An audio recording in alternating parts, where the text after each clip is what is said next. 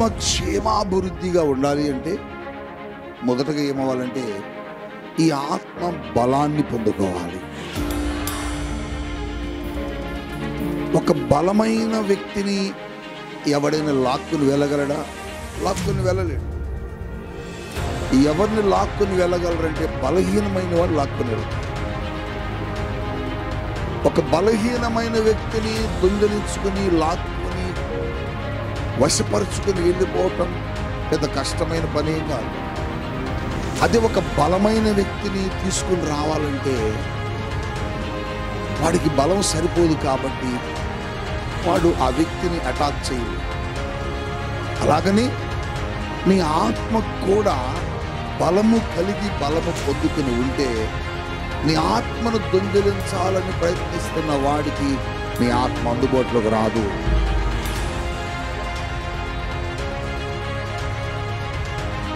పౌలు యుద్ధము చేయడం ప్రారంభించాడు. శరీర సంబంధమైన వాటితో కాదు, ఆత్మ సంబంధమైన యుద్ధము చేశాడు. అంటే పౌలు ఆత్మ సంబంధమైన యుద్ధము దేనితో చేశాడంటే తన ఆత్మలో బలాన్ని పొందుకొని చేశాడు. అదే బలము నువ్వు కూడా పొందుకోవాలి ఈరోజు.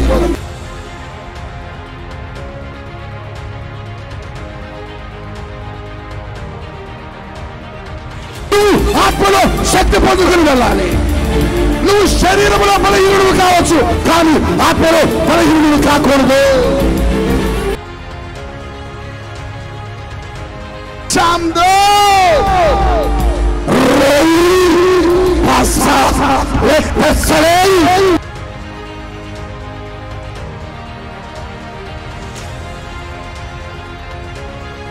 అపవాది రాజ్యము కోల్చడానికి నిన్ను దేవుడు కోరుకున్నాడు. నిన్ను దేవుడు తన ఆత్మతో నింపాడు.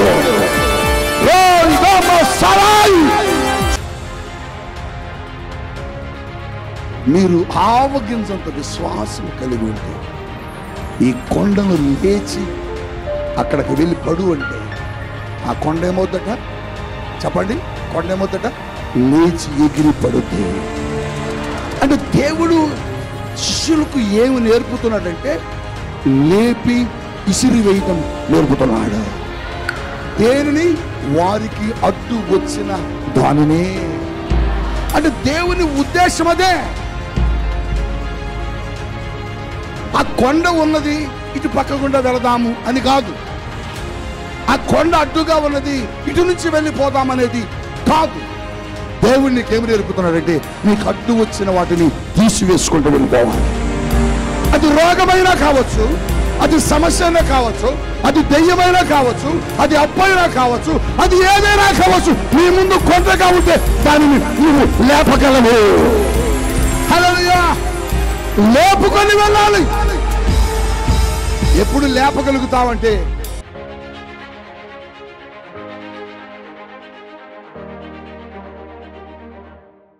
మనం చాలా మందివి దేవుని సన్నిధిలోకి వచ్చినప్పుడు, దేవుని సన్నిధిలో నిలబడినప్పుడు, లేకపోతే వ్యక్తిగతంగా మనం ప్రార్థనలు చేస్తున్నప్పుడు, వ్యక్తిగతంగా మనం దేవుని సన్నిధిలో కలుసుకుంటున్నప్పుడు మనం ప్రార్థించగానే పరిశుద్ధాత్మ చేత నింపబడతాం. పరిశుద్ధాత్మ చేత నింపబడినప్పుడు శక్తి కలది మనము చప్పట్లు కొడుతూ, బిగ్గరగా కేకలు వేస్తూ, బలముగా అరుస్తూ ప్రభువుని పరవశించి ఆరాధిస్తూ కేకలేస్తూ ఉంటాం. పరిశుద్ధాత్మ ఎప్పుడైతే మనలోకి వస్తారో మనం ఏమవుతామంటే మనకు తెలియకుండానే మనము శక్తిని పొందుకుంటాము. హల్లెలూయా! మీరు గమనించాలి, అపోస్తుల కార్యముల గ్రంథం 2వ అధ్యాయంలో మొదటి వచనము నుండి మనం చూస్తే మనకు కొన్ని విషయాలు ప్రత్యేకంగా కనబడతాయి. వాటిని చదువుకుందామా దయచేసి? పెంతెకోస్తు పండుగ దినము వచ్చినప్పుడు, పెంతెకోస్తు పండుగ దినము వచ్చినప్పుడు అందరూ ఒక చోట కూడి ఉండిరి. చూడండి చూడండి చూడండి, అందరూ. నా మాటలు మీరు జాగ్రత్తగా వినాలి. కొద్దిమంది ఇంటి దగ్గర లేరు, కొద్దిమంది గ్రామంలో లేరు. దేవుని చేత ఏర్పరచబడిన జనాంగము, సంఘముగా ఆ రోజు ఎక్కడికి వచ్చారంటే ఒక స్థలములోనికి వచ్చి కూడుకున్నారు. హల్లెలూయా! అందుకనే ఈ ప్రత్యేకమైన ప్రార్థనలు జరిగేటప్పుడు నీ బిడ్డలేమో ఇంటి దగ్గర, నీ భర్త ఏమో వేరే చోట, నువ్వు మాత్రం ప్రార్థనలో ఉంటే ఉపయోగం లేదు. అందరూ రావాలి. చెప్పండి, ఎంతమంది రావాలి? నీ గృహములో నీ కుటుంబ సభ్యులుగా ఉన్నవారు ఎందరున్నారో వారందరూ వచ్చి ఈ ప్రార్థనలో పాల్గొవాలి.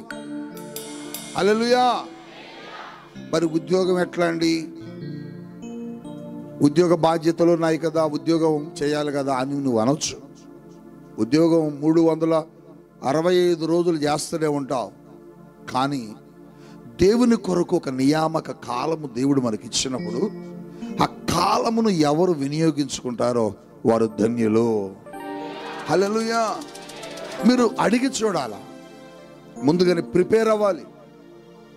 ఉపవాస ప్రార్థనలు ఉంటాయి అని మీకు చెప్పబడగానే ఇది ఒకరోజు ముందు చెప్పేది కాదు కదా, చాలా దినాల ముందు అనౌన్స్మెంట్ చేస్తూ ఉంటాం ఫాస్టింగ్ ప్రేయర్స్ ఉంటాయని. అప్పటి నుంచే నువ్వేమవ్వాలంటే ప్రిపేర్ అయిపోవాలి. ఈ ఫాస్టింగ్స్లో నేను దేవునితో గడపాలి, ఈ ఉపవాస ప్రార్థనలో నేను ప్రభుతో గడపాలి, ఆయన సన్నిధిలో నేను కొన్ని దినాలు గడపాలని నువ్వేమవ్వాలంటే సిద్ధపడాలి. హల్లెలూయా. నీ ఆత్మను నువ్వు వేయించాలంటే సిద్ధపరిచి దేవుని సన్నిధికి తీసుకురాగలగాల. కుటుంబం అందరూ వస్తే అది మంచిది కదా, కుటుంబం అందరూ ఉంటే మంచిది కదా. ఎందుకు మంచిదంటే ఈ స్థలములో నిన్నెవడు ముట్టలేడు. నీ కుటుంబాన్ని, నీ భర్తని, నీ బిడ్డలని అపవాది ముట్టడానికి అవకాశం లేదు. ఎందుకంటే ఇది అపవాది నిలబడే స్థలము కానే కాదు, ఇది దేవుడు నిలుచుండే స్థలం. హల్లెలూయా, హల్లెలూయా. పెంతెకోస్తు పండుగ దినమనట ఆ రోజున దేవుని చేత ఏర్పరచబడిన జన సంఘము, దేవుని బిడ్డలు అందరూ వచ్చి ఓ చోట కూడుకొని ఏం చేస్తున్నారు? అప్పుడు కూడిరి. అప్పుడు వేగముగా వీచు. వాళ్ళు కూడి ఏం చేస్తున్నారంటే ప్రార్థన చేస్తున్నారు. ఊరికినే కూర్చోలే. వారు కూర్చొని మోకరించి దేవుని సన్నిధిలో ఏం చేస్తున్నారంటే ప్రార్థన చేస్తున్నారు. అప్పుడు ఏమైందో చూద్దాం. అప్పుడు వేగముగా వీచు బలమైన గాలి వంటి ఒక ధ్వని ఆకాశము నుండి అకస్మాత్తుగా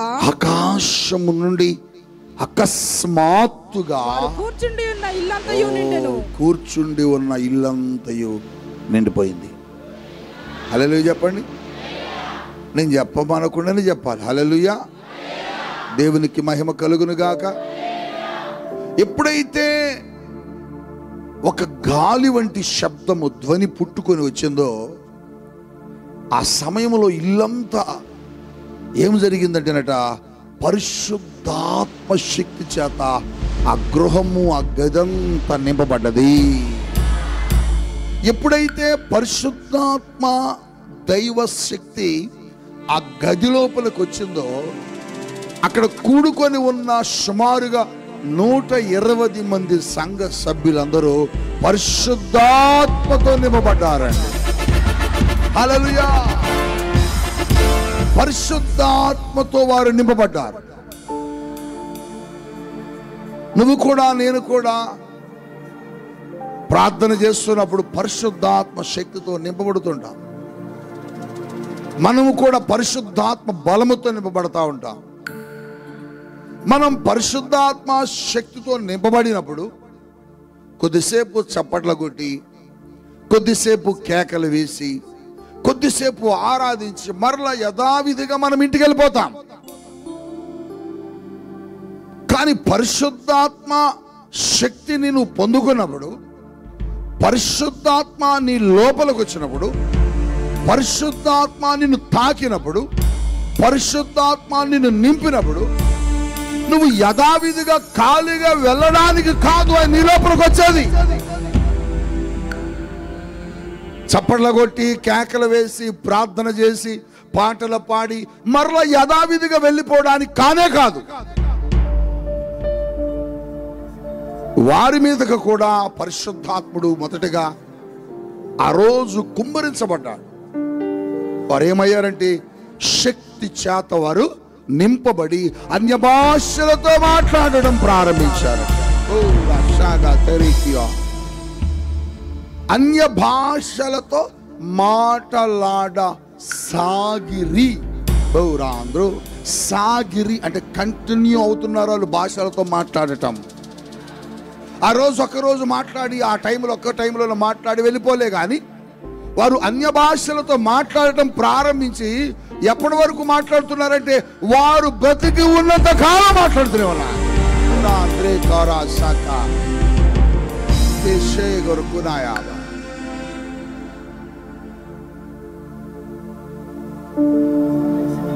అయితే వారి మీదకు పరిశుద్ధాత్ముడు వచ్చినప్పుడు వారు నీలా మౌనంగా వెళ్ళిపోయారా?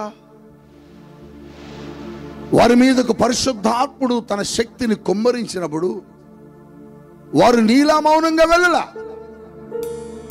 పరిశుద్ధాత్మ శక్తి వారు పొందుకున్నప్పుడు ఆ పరిశుద్ధాత్ముడు వారు ఎందుకు అనుగ్రహించబడ్డారో ఆ పనిని వారు భూమి మీద చేశారు. ఏం చేశారు? ఎందుకు పరిశుద్ధాత్ముడు వారి మధ్యకు వచ్చాడు? వారిని శక్తితో ఎందుకు నింపాడు? ఎందుకు నింపాడు?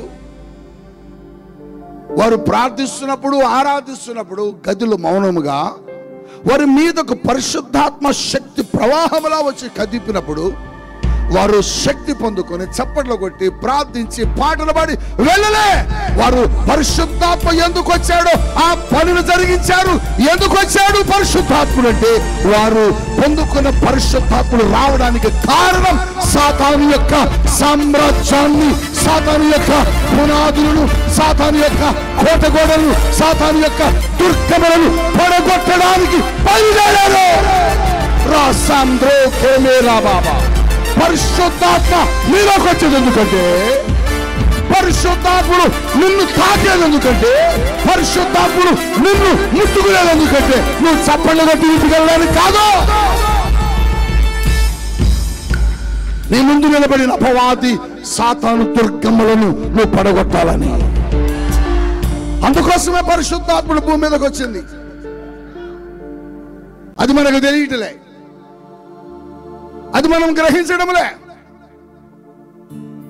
సాతాను సామ్రాజ్యాలని, అపవాది కోట గోడలను, అపవాది దుర్గములను పడగొట్టడానికి పరిశుద్ధాత్ముడు నీలోకి వచ్చింది. హల్లెలూయా. భక్తుడైన పౌలు అంటారు కొరింథీయులకు రాసిన పత్రికలో 10:4-5 చూద్దాం ఆ మాట. మా యుద్ధోపకరణములు శరీర సంబంధమైనవి కాదు. శరీర సంబంధమైనవి మేము కలిగిలేం. మేము ఏ యుద్ధోపకరణములు కలిగి ఉన్నాము అంటే మేము శరీర సంబంధమైన వాటితో పోరాడటానికి కాదు, కానీ మేము కలిగి ఉన్నది అపవాది యొక్క దుర్గములను దేవుని ఎదుట కూల్చడానికి. హల్లెలూయా. ఎందుకు పౌలుకి దేవుడు కొన్ని యుద్ధోపకరణాలు, యుద్ధం చేయడానికి వస్తువులను, ఆయుధాలను దేవుడిచ్చారు అంటే సాతాను యొక్క దుర్గములను పడగొట్టడానికి. పౌలు కలిగి ఉన్న మొదటి ఆయుధం ఏంటంటే ప్రార్థన.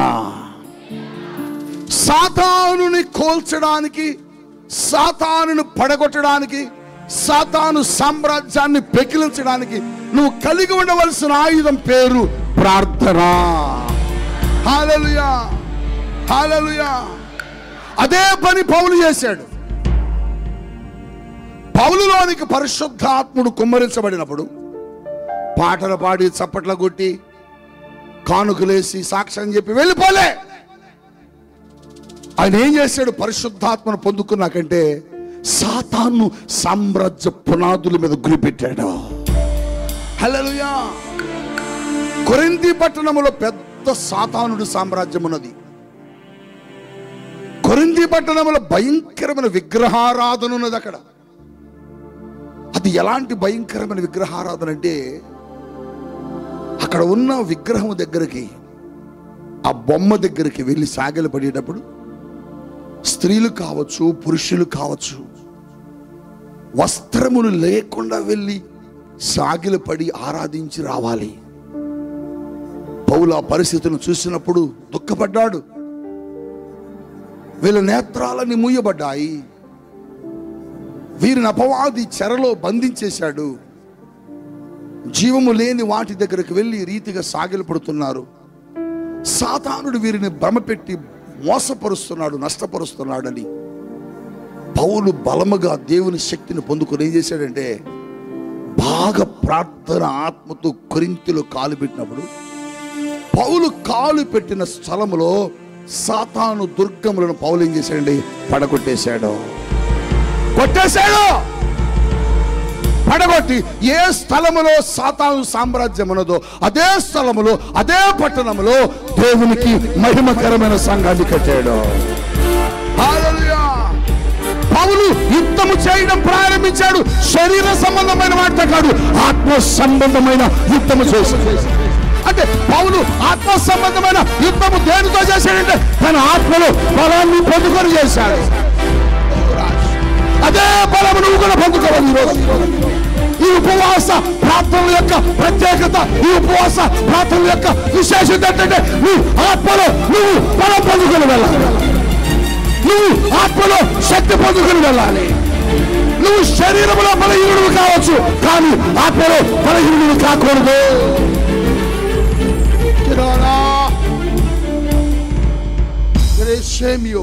నువ్వు ఆత్మలో బలం పొందుకోవాలి.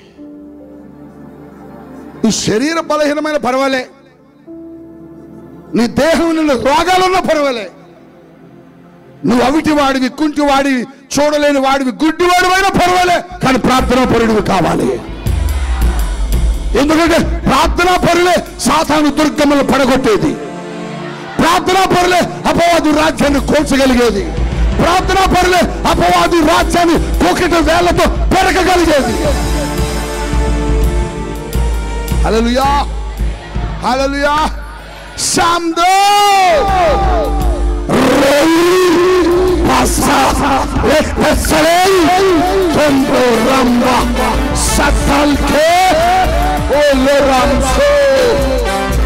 అపవాది రాజ్యము కోల్చడానికి నిన్ను దేవుడు కోరుకున్నాడు. నిన్ను దేవుడు తన ఆత్మతో నింపాడు.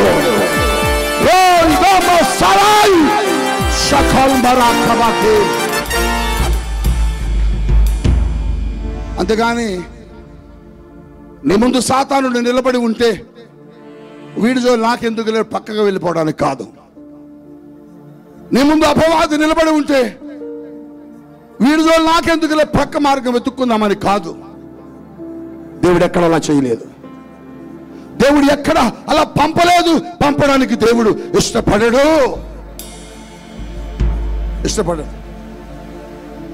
వాణ్ణి పెరికి వేయాలా, మన వాడుక భాషలో చెప్పాలంటే లేపేయాలా. హల్లెలూయా. చెప్పండి, ఏం చేయాలి? లేపేయాలా. చెప్పండి, వాడు రాజ్యం ఏం చేయాలి? లేపేయాలా. ఓ రాంబ్రా సదా షకా బిదో సోతో లిబియా ముల సంత రసకతే షపపపపపపపపప. హల్లెలూయా. ఓ రాసరా రగమా ఆ షాబా.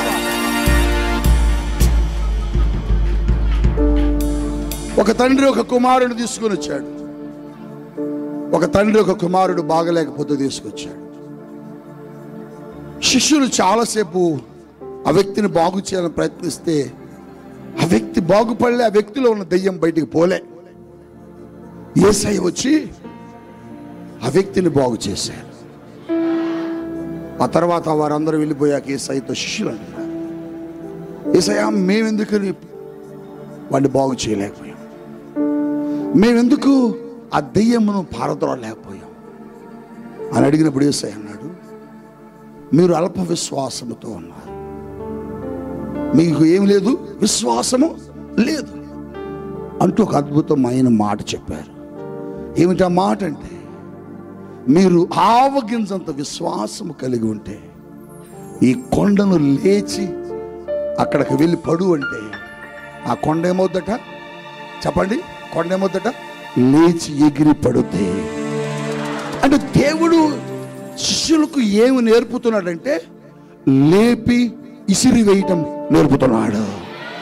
దేనిని? వారికి అడ్డు వచ్చిన దానినే. అంటే దేవుని ఉద్దేశం అదే. ఆ కొండ ఉన్నది ఇటు పక్క గుండా వెళదాము అని కాదు. ఆ కొండ అడ్డుగా ఉన్నది ఇటు నుంచి వెళ్ళిపోదామనేది కాదు. దేవుడు నీకేమి నేర్పుతున్నాడంటే నీకు అడ్డు వచ్చిన వాటిని తీసివేసుకుంటూ వెళ్ళిపోవాలి. అది రోగమైనా కావచ్చు, అది సమస్య అయినా కావచ్చు, అది దెయ్యమైనా కావచ్చు, అది అప్పైనా కావచ్చు, అది ఏదైనా కావచ్చు. నీ ముందు కొండగా ఉంటే దానిని నువ్వు లేపగలవు. హల్లెలూయా! లేపుకొని వెళ్ళాలి. ఎప్పుడు లేపగలుగుతావంటే నువ్వు పరిశుద్ధాత్మతో నింపబడినప్పుడు లేపుతావు. పరిశుద్ధాత్మ శక్తి నువ్వు పొందుకున్నప్పుడు, నిన్ను చూసినప్పుడు నీ ముందు కొండలు గుట్టలు ఆగవు, వెళ్ళిపోతాయి. అందుకోసమే పరిశుద్ధాత్మను పొందుకుంది.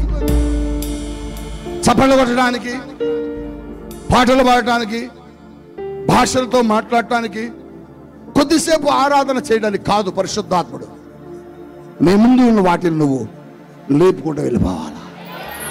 నీ ముందు సామ్రాజ్యం సాతానుగాడుతుంటే, వాడు సాతానుడి ముందు నువ్వు నిలబడితే ఆ సామ్రాజ్యం ఉండకూడదు. యేసయ్య అంటారు పేతురుతో, పాతాళ లోక ద్వారములు పేతురు నీ ముందు నిలవజాలవు. చూడు చూడు చూడు చూడు, పాతాళ లోక ద్వారములు నీ ముందు ఉండవు. అవి నీ ముందు నిలవలేవు. ఏమవుతాయంటే పారిపోతాయి, కూలిపోతాయి, పడిపోతాయి.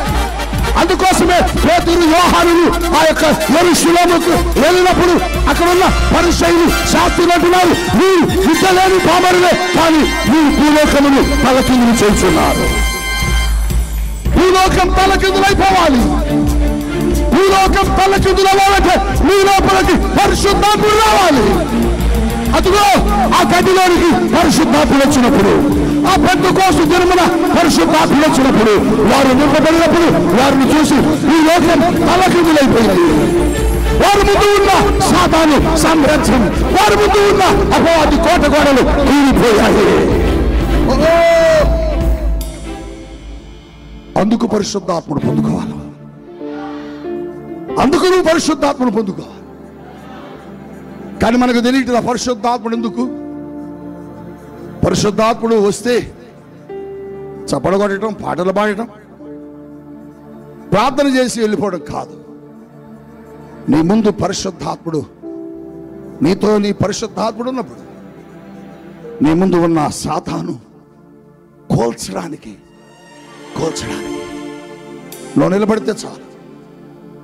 నువ్వు నిలబడితే చాలు. వాడిని పరిశుద్ధాత్ముడు ఎలా కోల్చాలో పరిశుద్ధాత్ముడు తెలుసు. సమస్యను చూసి, కష్టమును చూసి, బాధలను చూసి నువ్వు కృంగిపోవడం కాదు. ప్రభు చెబుతున్నాడు, నీ సమస్యను నువ్వు కూల్చు, నీ శత్రువును నువ్వు కూల్చు. నిన్ను రోగమునకు గురి చేసిన శత్రువు, నిన్ను అప్పులకు గురి చేసిన శత్రువు, నీ ఇంటిలోనికి దేవుని ఆశీర్వాదములు రాకుండా అడ్డగించిన శత్రువు నీ ముందు నిలబడి ఉన్నప్పుడు నువ్వు చెప్పాలి, సాతానా నా నుంచి నువ్వు తొలగిపో, అపవాది నా నుంచి నువ్వు వెళ్ళిపో, అపవాది నీ కోట గోడలు కూల్చి వేస్తున్నానని నీ నోటితో నువ్వు పలకాలా. పౌలదే గడగడలాడించాడు. పౌలు పేరు చెబితేనట నరకములో సాతానుడు నిద్రపోలే.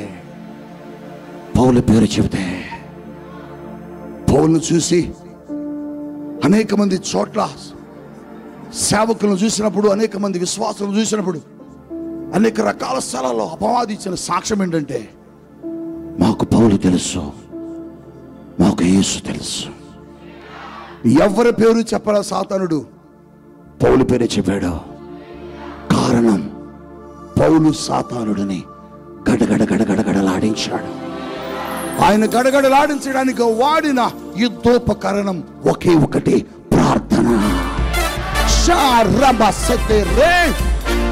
నువ్వు కూడా ప్రార్థన చేస్తే నీ ఇంటిలో నిన్ను నాశనం చేస్తున్న సాతానుడు, నీ ఇంటిలో నిన్ను కుప్పగొలుస్తున్న సాతానుడు, ఈ లైవ్ లో ఉన్న సహోదరి, నువ్వు కూడా ప్రార్థన అనబడే యుద్ధోపకరణము కలిగి ఉంటే సాతానుడిని నువ్వు కూడా కోల్చగలవు.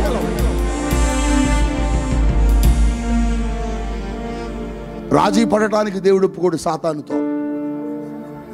సాతానా నన్నేమన మాకు నీ జోలికి నేను రాను అనడానికి పరిశుద్ధాత్ముడు నీలో రాలే.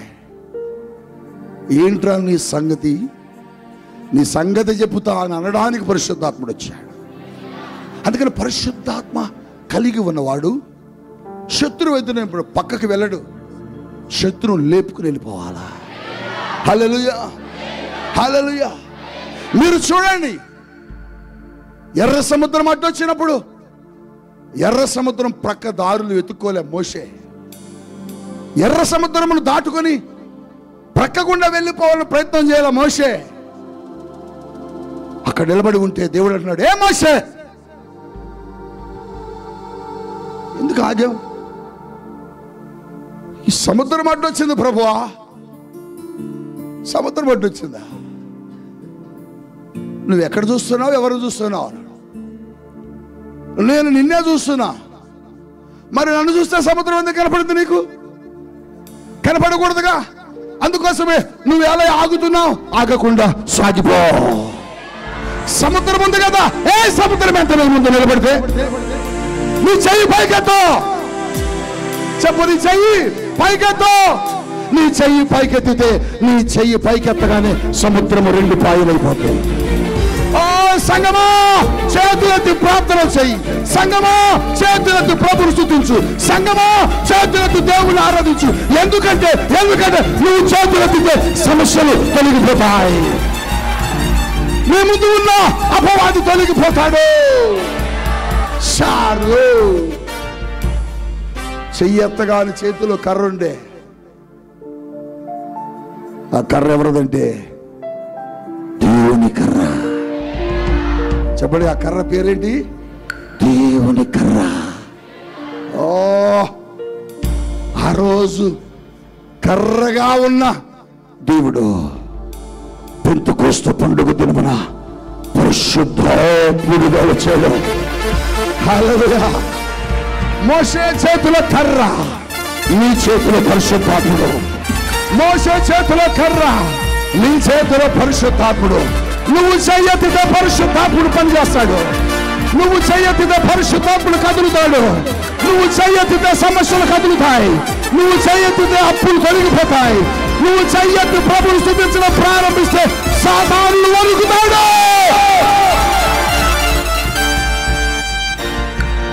క్షమా. అందుకని మోషే సముద్రాన్ని లేపి చీల్చుకొని వెళ్ళిపోయాడు తప్ప సముద్రం ముందు రాజీ పడలా. పరిశుద్ధాత్మను పొందుకున్న నీవు ఆత్మలో బలం ఎప్పుడైతే పొందుకుంటావా, నీ ముందున్న సమస్యను నువ్వు తీసేసుకొని వెళ్ళాలి. కానీ సమస్యను అక్కడే ఉంచి ప్రక్క మార్గాన్ని వెతకూడదు. వెతికితే నీలో పరిశుద్ధాత్ముడు లేడరాదు. వారు వెళుతుంటే వారికి ఎరుకో గోడలు అడ్డొచ్చాయి. ఎరుకో గోడలు అడ్డొచ్చినప్పుడు వారు వచ్చి చెప్పారు, దైవజనుడా, మనం ఆ పట్టణం దాటి వెళ్ళాలంటే పెద్ద పట్టణం, అది మెగా సిటీ, అక్కడ పెద్ద పెద్ద గోడలు ఉన్నాయి. ఆ సమాచారం దేవుని సేవకుడైన యెహోషువకు చెప్పారు. ఓ, ప్రార్థన చేశారు. సరే కానియండి, దేవుడు నాతో ఉన్నాడు, మనం చేయవలసింది చేద్దామని దైవజనుడు సమూహాన్ని ఇజ్రాయేలుని సిద్ధపరిస్తే వారు గోడల ముందుకొచ్చి నిలబడ్డారు. లెఫ్ట్ దారి ఉంది, రైట్ దారి ఉంది, వెళ్ళొచ్చు. కానీ ఎడమ పక్కకే కుడి పక్కకే దారి వెతకలే. వారు ఏం చేశారంటే, నిలబడితే ప్రార్థనలు చేసి పాటలు పాడి ప్రభువును స్తుతించినప్పుడు ఆ గోడలు కూలిపోయాయి. గోడలు కూలిపోతే మరేం చేశారు తెలుసా? గోడల మీద నుండి దాటుకుంటూ వెళ్ళారు. సమస్య మీద నుండి నువ్వు దాటుకుని వెళ్ళాలి. సమస్య నిన్ను అణిచిన కొలది నువ్వేమవ్వాలంటే లేగాలి. ఆ సమస్యతో ఒక రోజు నువ్వు చెప్పాలి, ఒకరోజు నీ నన్నకు దొరుకుతా, నువ్వు నన్నేం చేయలేవు. అప్పు, రోగమా, సమస్యలారా, ఇబ్బంది పెడుతున్న దురాత్మలారా, ఇదిగో నేను మిమ్మల్ని తొక్కుకుంటూ బయటికి వెళతా. ఆ గోడలు కూలిపోయాయి, కూలిపోయాయి, కూలిపోయాయి. వాడి గోడలు కూల్చివేశాడు. అపవాది సామ్రాజ్యాన్ని కూల్చివేశాడు, కూల్చివేశాడు. పరిశుద్ధాత్మ దేవుడు నీతో చెబుతున్నాడు, ఈ ఉపవాస ప్రార్థనలలో నువ్వు చేయాల్సింది ఏంటంటే, నువ్వు ముందు నిలబడిన సాతాను దుర్గములను నువ్వు పడగొట్టాలి. నీ ఇంట్లో నీ భర్తను పాడు చేస్తున్న సాతానుడు, నీ ఇంట్లో నీ భార్యను పాడు చేస్తున్న సాతానుడు, నీ ఇంట్లో నీ బిడ్డలను నాశనం చేస్తున్న సాతానుడు, నీ ఇంట్లో అప్పులు సమస్యను కూడబెట్టినటువంటి సాతానుడు, రోగాల రూపంలో ప్రవేశించిన సాతానుడు నువ్వేం చేయాలంటే నువ్వు నాశనం చేయాలి. నాశనం చేయడానికే, వాడి రాజ్యాన్ని కోల్చడానికి, వాడి సామ్రాజ్య పునాదులు కుదిపివేయడానికి పరిశుద్ధాత్ముడు నీలోకి వచ్చేది. చప్పట్ల కొట్టి పాటలు పాడి కానుకలు ఇచ్చి సాక్ష్యం చెప్పి వెళ్ళడానికి కాదు. నువ్వు పరిశుద్ధాత్మను పొందుకుని ఉంటే నీ ఆత్మ బలము నువ్వుకి వెళితే, నీ ఆత్మ ఎప్పుడైతే బలము చేకూర్చబడుద్దో, నీ ముందు ఎంత పెద్ద శత్రువు అయినా నీకు చిన్నగా కనపడతాడు. దావీదు ఉన్నది చిన్నవాడు, గొలియాతు చాలా పెద్దవాడు. గొలియాతు చాలా పెద్దగా ఉన్నాడు. ఇశ్రాయేలీయులు అంటున్నారు, వాడు ఎంత ఎత్తు ఉన్నాడు చూడు దావీదు, వాడు ఎంత బలము కలిగి ఉన్నాడు చూడు దావీదు, వాడెంత శక్తి కలిగి ఉన్నాడు చూడు దావీదు. దావీదు చూస్తున్నాడు. దావీదు ఏమంటున్నాడంటే, నాకంత ఎత్తు ఏం కనపట్టలే, నాకంత బలంగా ఏం కనపట్టలే, వాడు నాకంత శక్తి సామర్థ్యాలు కలిగిన వాళ్ళకి కనపట్టలే. ఎందుకంటే నాలో ఉన్నవాడు లోకమును జయించిన వాడు, నాలో ఉన్నవాడు బలమైన దేవుడు. అందుకొరకే దావీదు గొలియాతుని జయించగలిగాడు. దావీదు గొలియాతుతో రాజీ పడలేదు. గుర్తుపెట్టుకోండి. మీరు ఇక్కడే ఉండండి, మళ్ళీ సిగా చేస్తానన్నాడు కదా, నేను వెళ్ళి రాజీ మాట్లాడొస్తాను. సార్ నమస్కారం సార్, గొలియాతు గారు మా జోలి ఎందుకు సార్, మేమేదో ఊరు కానీ ఊరు మాది, దేశం కానీ దేశం, మేము ఎక్కడికి వెళ్తున్నాం, మమ్మల్ని ఏమన్నా మాకండి, మీకు ఏమైనా కావాలంటే బంగారం వెండి చాలా ఉంది మా దగ్గర, ఇస్తాం అనలే. శత్రువుతో రాజీ పడకూడదు. నీ సమస్యతో నువ్వు ఎప్పుడు రాజీ పడకూడదు. నీ అప్పుతో నువ్వు ఎప్పుడు రాజీ పడకూడదు. నీ శత్రువుతో నువ్వు ఎప్పుడైతే రాజీ పడటం ప్రారంభించావో నీ భక్తి పునాదులు కూలిపోతాయి. నీ విశ్వాస జీవితంలో బీటలు ప్రారంభమవుతాయి. నీ పునాదులకి కదలచడం ప్రారంభమవుతాయి. అందుకోసమే నీ సమస్యతో నువ్వు రాజీ పడదు. ఈ సమస్య వచ్చింది, అమ్మో ఇది మనకు వద్దులే అని వెళ్ళొద్దు. ఆ సమస్యతో నువ్వు పోరాడు. ఆ సమస్యను పెకిలించడానికే నీ లోక పరిశుద్ధాత్ముడు వచ్చేది. నీ సమస్యల మీద యుద్ధం ప్రకటించాలి. నీ ముందు ఉన్న శత్రువు మీద నువ్వు యుద్ధం ప్రకటించాలి. నిన్ను నాశనం చేస్తున్న శత్రువు మీద నువ్వు మడిమెత్తి లేగాలి.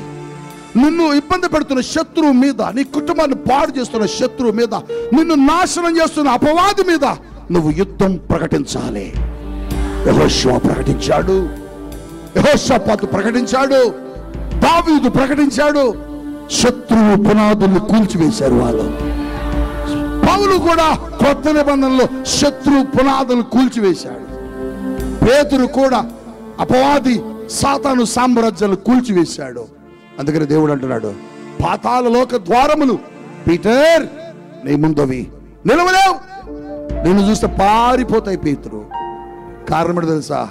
నీలో ఆ పరిశుద్ధాత్ముడు ఉంటాడు.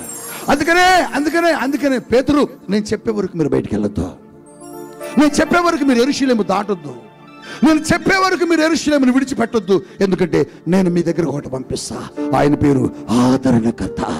ఆయన పేరు పరిశుద్ధాత్ముడు. ఆయన ఏం చేస్తాడంటే మీలోకి వచ్చి మీ నుంచి మీ ద్వారా సాతాను సామ్రాజ్యాన్ని కూల్చివేస్తాడు. అందుకోసమే పేతురు ఒకప్పుడు భయపడిన పేతురు, ఒకప్పుడు చిన్నదానిని చూసి కచ్చకచ్చలాడిన పేతురు, ఒకప్పుడు చిన్న అమ్మాయి ముందు నాకు తెలియదు ఆయన ఎవరో అని భయపడిన పేతురు యెరూషలేములో నిలబడితే యెరూషలేములో ఉన్నవారు అంటున్నారు భూలోకమును తల్లకిందులు చేస్తున్న పేతురు. నువ్వు భూలోకాన్ని తల్లకిందులు చేసే వ్యక్తివి, నువ్వు సామాన్యమైన మనుషుడు కాదు. నీకు ఒక అద్భుతమైన మాట చెప్తున్న పరిశుద్ధాత్ముడు, నువ్వు దేవుని సన్నిధిని మోసుకొని వెళ్ళే వ్యక్తివే. ఈరోజు దేవునితో చెబుతున్నా, ఇవన్నీ ఎప్పుడు జరుగుతాయంటే నీ ఆత్మ బలం పొందుకున్నప్పుడు, నీ ఆత్మలో నీకు పరిశుద్ధాత్ముడు వచ్చినప్పుడు. పరిశుద్ధాత్ముడు నీ లోపలికి రావాలండి. పరిశుద్ధాత్ముడు నివసించే స్థలం నీ ఆత్మే.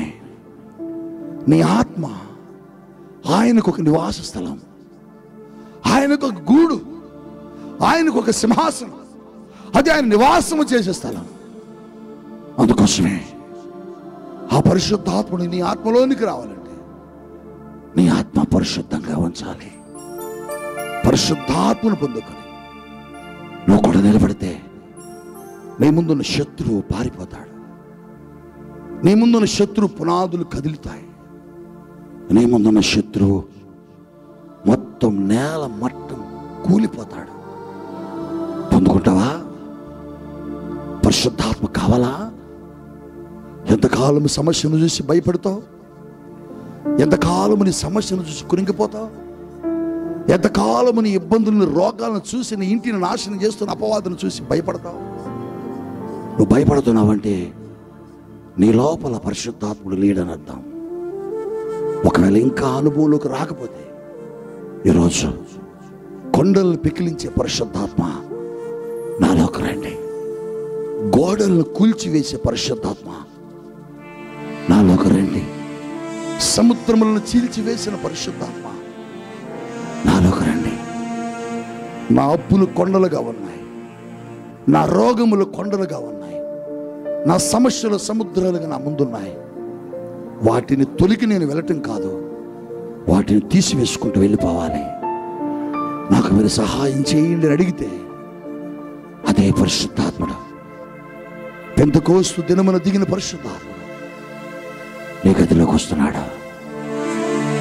ఆ గదిలోకి వెళ్ళిన దేవుడు నీ గదిలోనికి, నీ హృదయపు తలుపులు తెరిచి నువ్వుంటే నీ హృదయ గదిలోనికి, నీ ఆత్మలోనికి ఆయన వస్తాడు.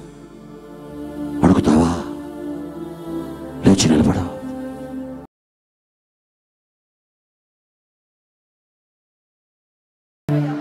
యేసయ్యా, నువ్వు మంచి దేవుడు నాయనా, మాకు పోరాడమే నేర్పే దేవుడు. తండ్రి నీకే స్తోత్రాలు యేసయ్యా. ఎక్కడ కూడా మమ్మల్ని కృంగిపోయి ఉండమని మీరు ఎప్పుడు నేర్పలేదు, ఎప్పుడు కూడా పిరికి ఆత్మ మాకు మీరు ఇవ్వలేదు. తండ్రి మీరు మాకు ధైర్యం కలిగిన ఆత్మని ఇచ్చి ఉన్నారు. తండ్రి నీకే స్తోత్రాలయ్యా. ఈ రాత్రి ప్రభా అయ్యా నాయనా, ప్రతి ఒక్కరిని మీరు దర్శించండి నాయనా, ప్రతి ఒక్కరిని మీరు దర్శించండి నాయనా, ప్రతి ఒక్కరిని మీరు దర్శించండి నాయనా. ఎవరిని విడిచిపెట్టొద్దు నాయనా, ఎవరిని విడిచిపెట్టొద్దు నాయనా. ఎంతమంది నీ ఆత్మను కావాలని అడుగుతున్నారో, ఎంతమంది నీ ఆత్మాభిషేకం కొరకు కోరుకుంటున్నారో వారిలోనికి మీరు కదలండి పరిశుద్ధాత్మదేవా. అయ్యా కదలండి పరిశుద్ధాత్మదేవా. ఎన్నో సంవత్సరాలుగా అయ్యా అపవాది కుటుంబాలను పాడు చేస్తున్నాడయ్యా, కుటుంబంలో అనేక రకాల సమస్యలు పుట్టిస్తున్నాడయ్యా, అనేక రకాల అప్పులయ్యా, అనారోగ్య సమస్యలతో ప్రజలు అల్లాడిపోతున్నారయ్యా. తండ్రి నాయనా అయ్యా, ఇప్పటి వరకు ఆత్మలో బలహీనమై వాటిని జయించలేని స్థితిలో ఉన్నారయ్యా. కానీ నువ్వు అలా మమ్మల్ని ఎప్పుడు ఒప్పుకోవయ్యా. అయ్యా మా యొక్క వ్రేళ్లకు యుద్ధము నేర్పిన దేవుడవు అయ్యా, మా ఆత్మలో పోరాడడం నేర్పిన దేవుడవు. దేవానికే స్తోత్రములు నాయనా. ఎందుకంటే నాయన అయ్యా నాయన నువ్వు కూడా అపవాదుని ఎదురించిన దేవుడవు నాయనా. అయ్యా ఈ లోకాన్ని జయించిన దేవుడవు నాయనా. అందుకే మాకు కూడా జయించే శక్తిని ఇచ్చే దేవుడవు నాయనా. తండ్రి నీకే స్తోత్రాలయ్యా. పరిశుద్ధాత్మ దేవ మీరు కదిలి ఉన్నారు తండ్రి, నీకే స్తోత్రాలు. ప్రతి ఒక్కరిని తాకి ఉన్నారు, నీకే స్తోత్రాలు. అడిగిన వారికి నీ ఆత్మ బలాన్ని ప్రసాదించినందుకు వందనాలయ్యా. అయ్యా ప్రతి ఒక్క అయ్యా కుటుంబంలోని ప్రతి సమస్య నుంచి ప్రజలకు విడుదల కలుగునుగాక. ప్రతి ఒక్క అనారోగ్య పరిస్థితుల నుంచి ప్రజలకు విడుదల కలుగునుగాక. అన్ని సమస్యల మీద విజయం వచ్చునుగాక. అప్పుల మీద విజయం వచ్చునుగాక. అనారోగ్య సమస్యల మీద విజయం వచ్చునుగాక. కుటుంబ సమస్యల మీద విజయం వచ్చునుగాక. తండ్రి మానసిక సమస్యల మీద విజయం వచ్చునుగాక. ఆత్మీయ సమస్యల మీద విజయం వచ్చునుగాక. తండ్రి నాయన ప్రతి ఒక్కరిని మీరు దర్శించండి నాయన. ఎవరము కూడా ఆత్మల బలహీనము కాకుండా అయ్యా అపవాది మీద విజయం పొందుకున్నట్లుగా ప్రతి ఒక్కరి ఆత్మను బలపరిచి నాయన. అయ్యా నీ రాకడ కొరకు మమ్మల్ని సిద్ధపరచండి అయ్యా. నీ రాకడ కొరకు మమ్మల్ని ఆయుత్తపరచండి అయ్యా. మీరు మాలో లేకపోతే మేము దేనిని జయించలేమయ్యా. మీరు మాలో ఉండాలి పరిశుద్ధాత్మదేవా. అయ్యా నీ అగ్నిని ఈ రాత్రి మాలోకి పంపినందుకు వందనాలు అయ్యా. నాయనా మాకు అపవాది మీద గొప్ప విజయం దయచేసి మేము ఆత్మలో బలం పొందుకొని గొప్ప విజయాన్ని చూసి నిన్ను మహిమపరిచే కృపలోనికి మమ్మల్ని అందరినీ నడిపించమని ప్రభువా నాయనా ఇక్కడ వరి దినాలలో అపవాదిని జయించాలంటే, అపవాదిని ఓడించాలంటే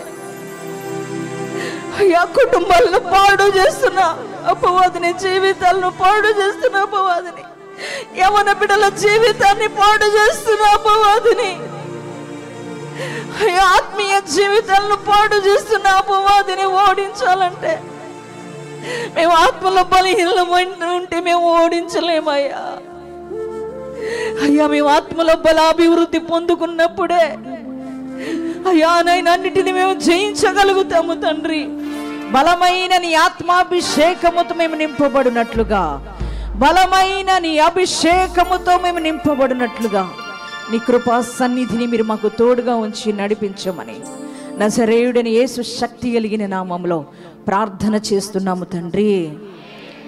ఆమేన్. మన తండ్రి అయిన దేవుని ప్రేమ, మన రక్షకుడైన యేసుక్రీస్తు యొక్క కృప, మన ఆదరణకర్త అయిన పరిశుద్ధాత్మ దేవుని యొక్క అన్యోన్య సహవాసం మన ఆత్మలో బలాభివృద్ధి కలుగు చేసి నడిపించునుగాక. ఆమేన్.